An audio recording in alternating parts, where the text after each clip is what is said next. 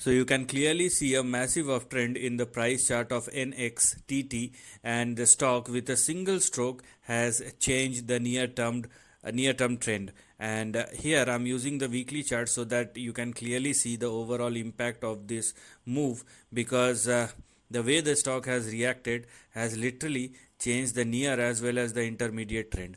But first of all, we cannot rely on these kind of moves, and that's why if you want to build your position on top of that move or after this move, you better understand that there lies a risk, and what we right now want is stability, and that is why it is mandatory for NXTT to continue to trade and sustain above these two levels, which are our support and stop loss. So we're gonna have our support at 1.92 and stop loss at $1. So make sure before going any further, you just make sure that the stock is not falling below both these levels. It is mandatory.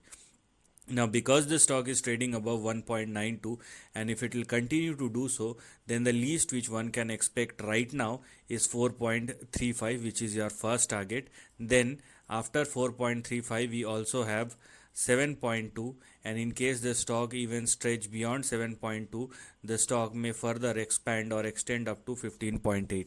So these are the next couple of targets which are technically become active. If you want further clarification, or if you want a further confirmation, then let the stock at least surpass and sustain above this level. So let it also surpass and sustain above 2.8. So the stock is trading above 1.92. After 2.8, it will technically be a range breakout in the near term, after which we have 4.35, 7.2 and 15.8. Now please understand that these moves are not sustainable, and also it may happen fast, it may happen slow, but because I'm using the weekly chart, so please understand that it's gonna take time. It's not going to happen in hurry. So the moral of the story is don't try to time the trend. So this is the end of the video. Thanks for watching.